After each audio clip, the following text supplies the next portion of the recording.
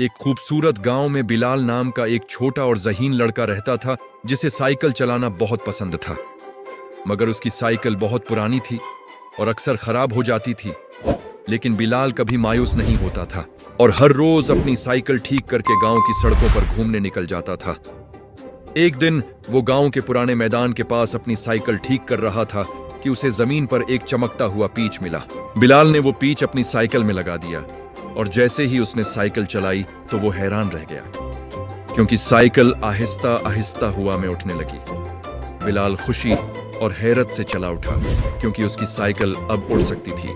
वो आसमान में उड़ते हुए गांव के ऊपर से गुजरा और नीचे अपने दोस्तों को हाथ हिलाया। शुरू में वो सिर्फ मजे के लिए उड़ता था, मगर फिर उसे ख्याल आया कि इस ताकत को अच्छे कामों के लिए इस्तेमाल करना चाहिए।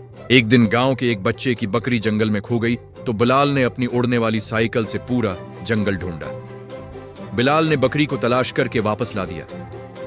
एक और दिन उसने दरिया में फंसे एक बच्चे को बचाने में मदद की। गांव के लोग बिलाल की बहादुरी और मददगार तबीयत से बहुत मुतासिर हुए और सब उसे हीरो कहने लगे। लेकिन एक दिन एक लालची आदमी ने बिलाल की साइकिल चराने की कोशिश की, क्योंकि वो इस ताकत को अपने फायदे के लिए इस्तेमाल करना चाहता था।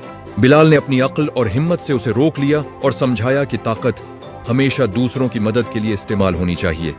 इस दिन के बाद बिलाल ने वादा किया कि वो अपनी उड़ने वाली साइकिल से हमेशा अच्छे काम करेगा और गांव की मदद करेगा। बच्चे, इस कहानी से हमें यह सबक मिलता है कि सलाहियत और ताकत का असल मकसद दूसरों की मदद करना है। जब हम नेक नीति के साथ अपनी सलाहियतें इस्तेमाल करते हैं तो हम वाकई हीरो बन जाते हैं।